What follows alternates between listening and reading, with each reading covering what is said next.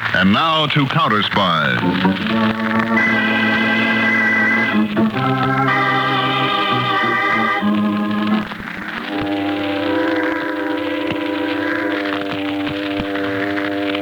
Fog on the waterfront. It's just the right kind of a night for it, huh, Carl? Look, Etcher, I'll wait for you in the car. You handle Steve Morris alone. There's nobody else here on the wharf. Nothing doing, pal.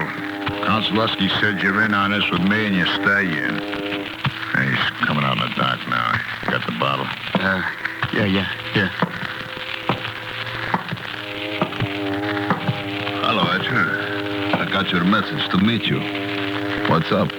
Don't move, Steve. What's the idea of the gun? Steve Konsolowski don't like competition. Competition? Especially from one of his own passes. I don't know what you're talking about, Etcher. A count found out about you setting up shop for yourself on 12th Street to print phony traveler's checks. Look, Etcher, I can explain. I swear That's to you. why Carl's got that bottle of engraving acid in his hand. Etcher. The count's orders is to get rid of you the best way. Etcher, don't. And acid is the best way I know how. No. Okay, go ahead. Give it to him.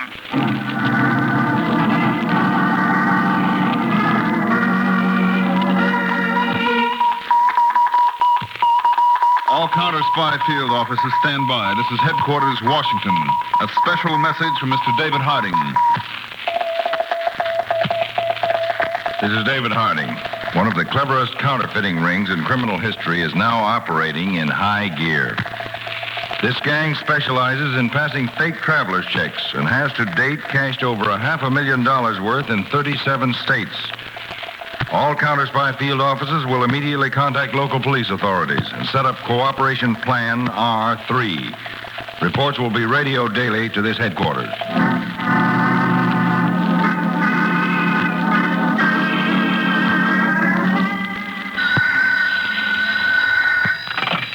Hello? Hilda? This is Carl. Okay to talk? Yes, Carl.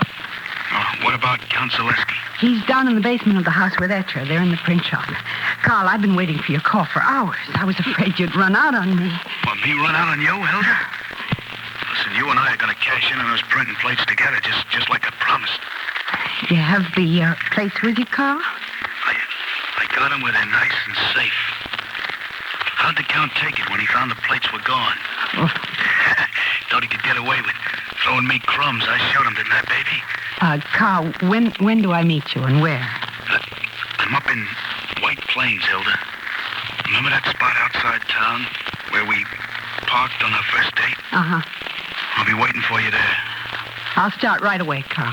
From here on, honey, it's just you and me. And a nice fat $1,000,000 thanks to the Count's plates. See ya.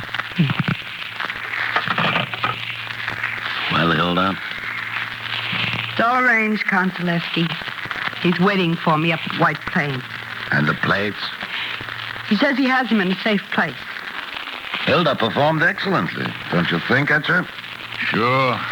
She's a regular Catherine Hepburn. Carl, I feel like such a... Well, Carl isn't a bad sort. What's the idea of slapping me? To remind you, my dear Hilda, just what a bad sort Carl is. Low, despicable thief. Slimy double-crosser. Makes one lose faith in human nature. 3 months my best engraving work went into those plates for the new traveler's checks. Real masterpiece. And even more important than Etcher's professional pride is the tremendous financial setback. My passers throughout the country are awaiting the shipment of new checks. In the meantime, my press in the basement stands idle. $1 million business. Held to a standstill. And you have the temerity to say Carl is not a bad sort. Really, Hilda, I'm ashamed of you. Etcher, bring the car around. We'll go keep Hilda's date with Carl.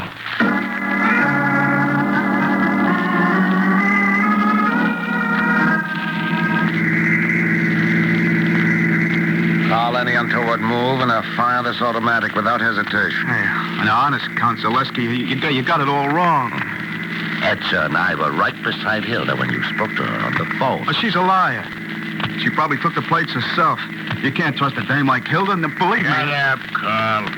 All the Count wants to hear out of you is the place where you had the plates hidden. Count, I wouldn't try to pull a fast one on you. Side road, Count.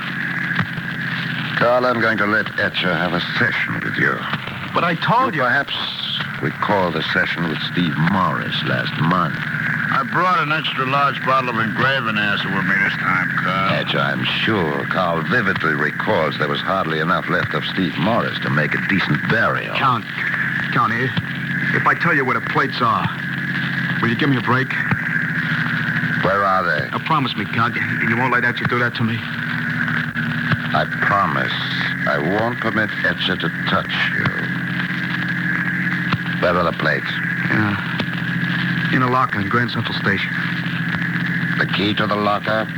Right here in my coat Never pocket. mind. I'll reach in and get it. I have it, Etcher. Now everything's okay. Now you can get the plates back. You let me go? Of course, Carl.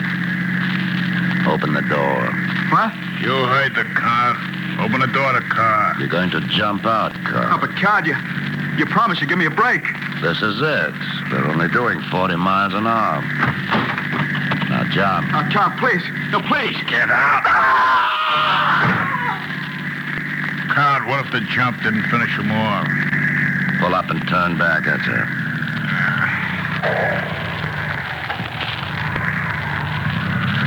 Now, if he survives and someone picks him up, he'll talk, Count. You should let me give him the acid treatment. We're doing this the way I planned it. Okay, Count. Here's the book. Hey, look up ahead, Carl. Yeah. Trying to crawl off the road. Took a smart fall. Hey, he sees us coming. Step on it. More speed. He's crawling faster. More speed. More. Now, Etcher, get him.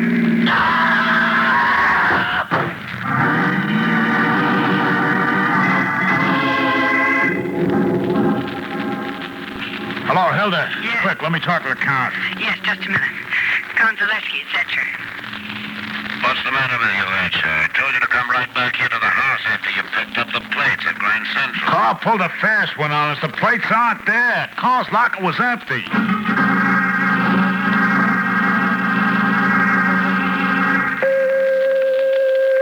Harding, Washington, calling Peters at Baltimore field office. Peters, Baltimore field office. Go ahead, Chief. I'm leaving my office now to get the 5 o'clock train for New York. You board the train at Baltimore and meet me, car 4, compartment C. What's up, Mr. Harding? We've a surprise break in the traveler check fraud, Peters. I'll fill you in on the details on the way to New York.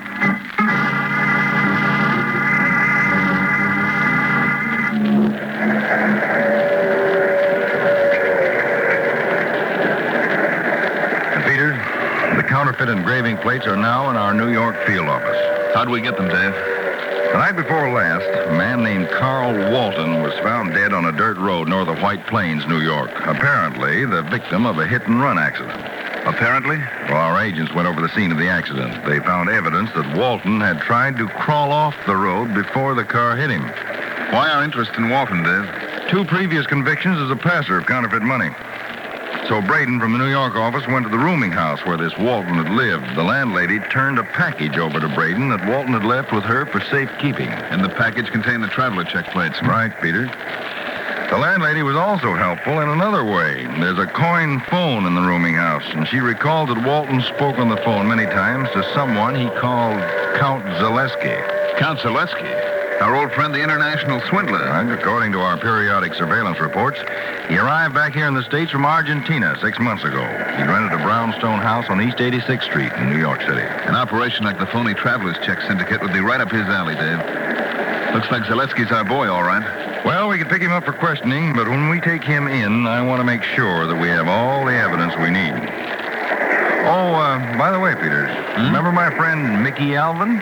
Well, the Colby City bootblack who sends his savings to the CounterSpy fund? Right. You said you hope to meet him sometime. Well, here's his latest letter. Oh, let's see. Dear Mr. David Harding, I'm very glad you put my money in the fund. And it makes me feel like I am part of your wonderful bunch of fellows. Even if it's only $2.62 worth. Well, boy, huh? Last week, I had a very good week, Mr. Harding, because there was a big convention in Colby City, and I picked up a lot extra in tips. I figured that if I take a bus and back, I could take a trip to Washington pretty soon. Now, I know this is asking pretty much, but could I at least walk through the CounterSpy main building? I wouldn't bother anybody. I'd just like to walk through. And if I knew I could do that, I would work extra hard and save every cent. I hope this is not asking too much, Mr. Harding. Sincerely, Nicky Alvin. Well, I wrote him, Peters, that he can not only walk through the building, but he can come and have lunch or dinner with us, whichever he likes. Well, oughtn't you to send him the money, Dave? Well, the way I figure that boy, he likes to make his own way. Let him earn the trip, and then I'll give him the money when he starts back for Colby City. Good hunch, Dave. What's your plan now about Count Zaleski? Oh, yes, I didn't tell you, did I? Uh-oh. Here I go again. That's right. Only this time, when you go undercover, Peters, it's going to be much more risky than usual.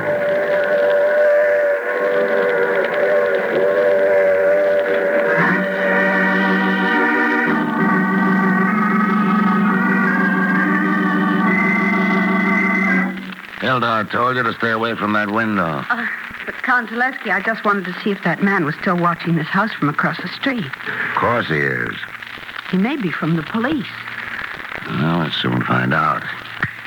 Etcher, Yeah, Count Zaleski. come on upstairs. Well, Carl, you told me to stay down here in the basement. Keep working on the new plates. I got a more important job for you at the moment. And, Etcher, bring your gun with you.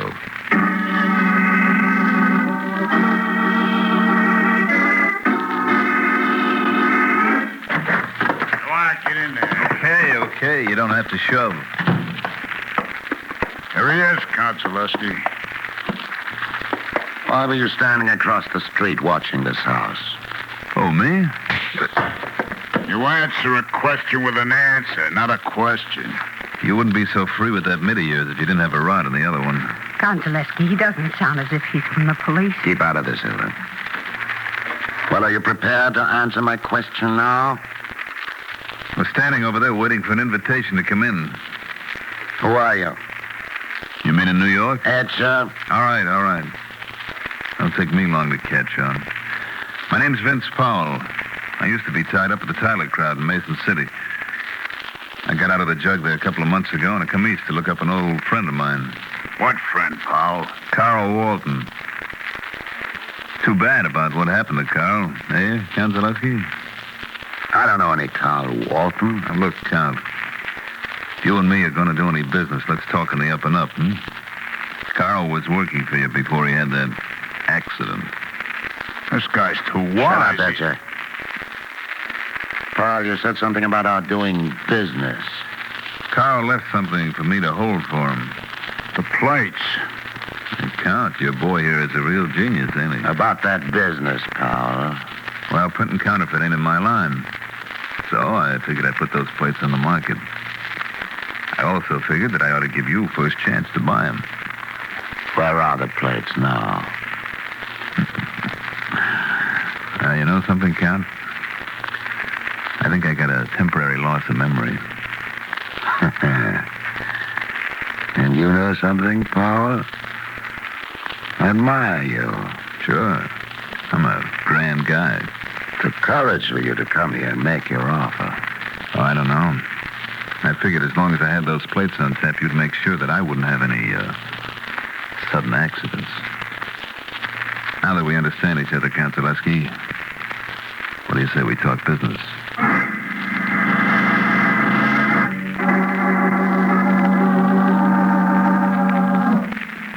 Peters to Harding. Peters to Harding. Harding. Go ahead, Peters. I just got back to my room, Dave. Zaleski's stooge, Etcher, tailed me here. He's outside in the hall now. Sure he can't hear you, Peters? Well, I set up the two-way radio in the closet. How'd you make out with Zaleski? He's it, all right, Dave. I set up a deal to set him back the plates one at a time, the way you lined it out. All right, Peters. Only be careful. Dave, there might be a shortcut to some of the evidence through Zaleski's secretary, Hilda Krakow. Oh? Yes, she was giving me the eye all the time I was there. Maybe I can make Hilda Krakow really go for Vince Powell.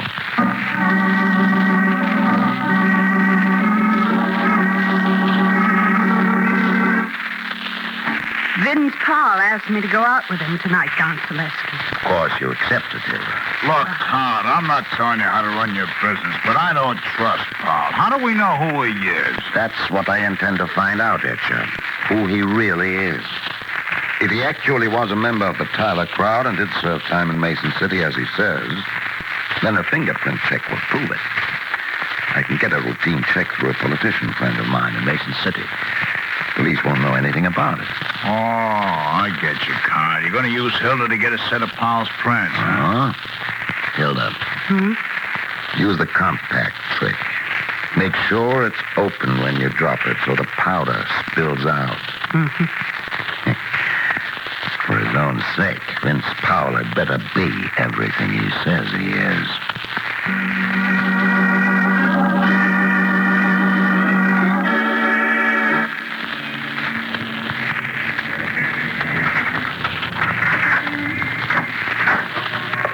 Well, good night, Vince. Good night, Hilda. Aren't you going to ask me in for a nightcap? Count Zaleski doesn't approve of my entertaining friends in his home. But I had a wonderful evening, Vince. Thanks. I know a better way than that of saying thanks. Come here. See what I mean? Yes, I do. My compact had slipped right out of my hand. Shows what a kiss can do sometimes. There's powder spilled all over. No use crying over spilled powder. Vince, aren't you going to pick up my compact? Well? Sure, I'll clean it off with my handkerchief. No. Never mind, Vince. I'll clean it when I get inside. Okay. Here. Thanks. The mirror broke. That's supposed to mean bad luck. I hope not, Vince. I hope dropping this compact meant only good luck. For both of us.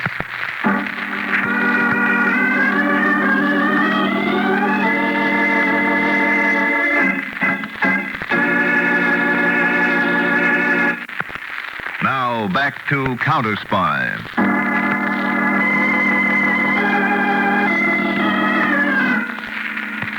Crouched in the closet of his room, Harry Peters is working over a small two-way radio. Peters to Harding. Peters to Harding. Come in, Dave. Peters to Harding. Go ahead, Peters. Dave, I thought I'd never get you on this two-way. I had some trouble with the condenser. Been fooling around with it for almost an hour. How did you do with Zaleski's secretary tonight? Hilda pulled a fast one on me, Dave.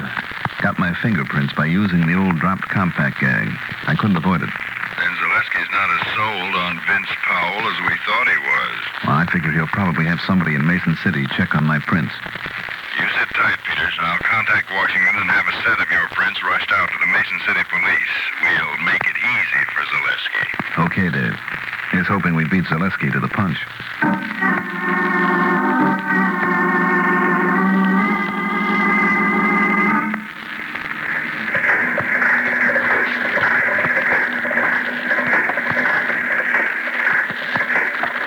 Zaleski, here's a sample of the first round of traveler's checks with the new front plate.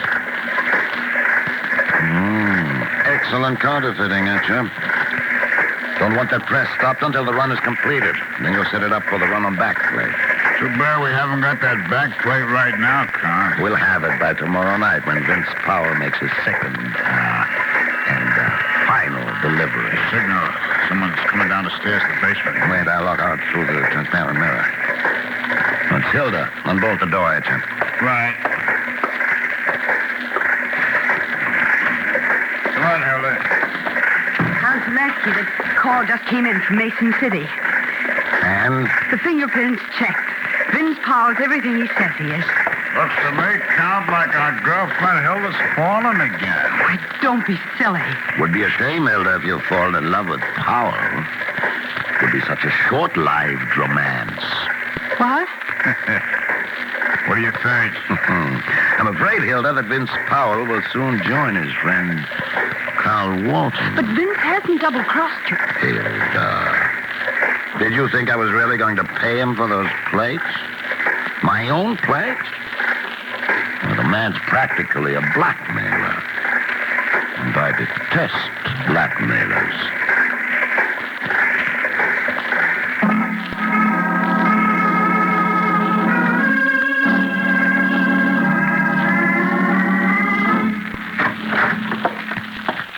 I'm so glad I found you in your room. What's the matter, Hilda? I can only stay a minute.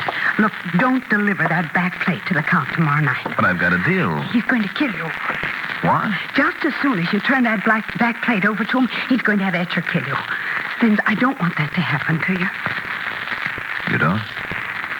You don't believe me. Should I? Vince, I only want to help you. Why? Because you're nice and I like you very much. When you kissed me the other night, You know something? I'm beginning to believe you. Thanks for the tip, Hilda. Well, I got to get back now. Maybe I'll hear from you sometime, Vince. Sure, Hilda. You'll hear from me. Bye, Vince. Yeah, goodbye. Etcher. You move, Paul, the gun goes off. Vince, I didn't know he followed me here, believe me. It's okay, Hilda. Thanks for the try, anyway. Hell, I told the counter to him like you couldn't be trusted. I heard the talk you two had in here. Come on, both of you. Count Zaleski's waiting for you downstairs in the car. It's kind of cold out, Etcher. Do you mind if I get my coat out of the Don't closet? try any tricks. Don't worry. I know better. Come on, make it snappy. Right with you, Etcher. I'm just looking for my best coat. After all, I want to look stylish when I go riding with Count Zaleski. I said snap it up. Here it is. Nice looking coat, huh, Etcher? Get it on fast, Paul. The Count don't like to be kept waiting.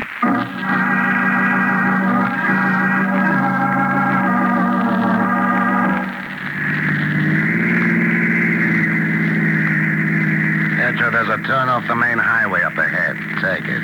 With pleasure, Count Zaleski. Hilda Butt here with me's got the shakes, Count.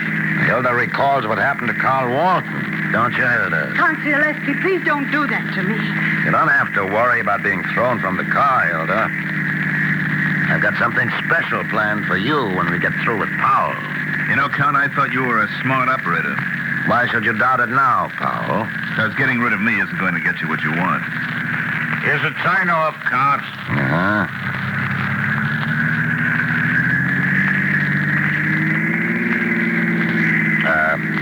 You were saying, Powell? Oh, yes, about my lack of judgment in disposing of you now. You need that back plate to finish printing the traveler's checks. You'll never get it this way. I realize that. But I'm forced to attend to first things first. It'll take Etcher a long time to make a new plate. You can save all that time. Sorry, Paul. No more deals. Be good enough to open that door. Look, Count, don't be a sucker. Open the door, Paul, unless you prefer that I fire this gun at you. Count, Police car. I can see the headlights in the rear view mirror. Step on it, Etcher.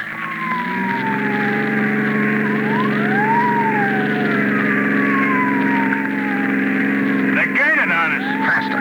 Faster. I can't get any more out of it, Count. They'll be up to us in a minute. All right, slow down to a stop. Let them come. Are you crazy? Come to a stop, I said. All they can do is give us a ticket for speeding. Brother, are you in for a surprise? Paul, Hilda, if either of you so much as opens your mouth, I shoot. Remember, you two, not a word. Braden, you and Carpenter cover the other side of the car, all right? All right, everybody out. What's the meaning of this? You're under arrest by the United States government. Keep him covered, Braden. Got him, Mr. Harding. Harding? See what I meant, Count Zaleski? I had a couple of bad minutes back there, Mr. Harding, before I heard the patrol car siren. Sorry we took so long, Peters. We wanted to avoid shooting on the main highway. What is this? This, Zaleski, is my assistant, CounterSpy agent Harry Peters. And it's also the wind-up for you and your gang, Zaleski. By the way, Etcher, thanks for giving me the chance to get my coat out of that closet. When I went in there, I switched on a radio transmitter, and my conversation with you tipped off Mr. Harding as to what was going on. Chief, I want to talk to you about Hilda Krakow, about putting in a clemency plea for her when they come to trial. Braden, you and Carpenter take care of this bunch. Will do, Mr. Harding. Come on, Peters. We'll talk about that clemency plea on the way back to town.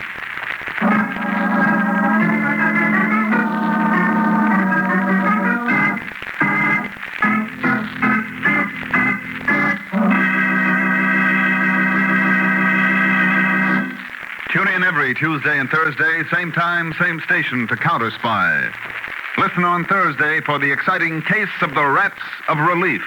An empty truck and a dead man lay at the bottom of the river as rats of relief gnawed at the goodwill between America and Europe. To smash the racket, a CounterSpy took his life in his hands to save another life. Be tuned in on Thursday to Case of the Rats of Relief on CounterSpy.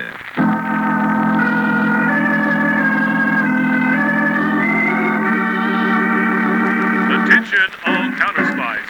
Are you ready to embark on a thrilling adventure beyond the airways? Tonight's CounterSpy program originated in New York and was directed by Leonard L. Bass. Dramatized by Edward Adamson, featured Don McLaughlin and Mandel Kramer, with music by Jesse Crawford. But wait, CounterSpy is a Phillips H. Lord production for Pepsi-Cola. Enjoy some delicious Pepsi tonight.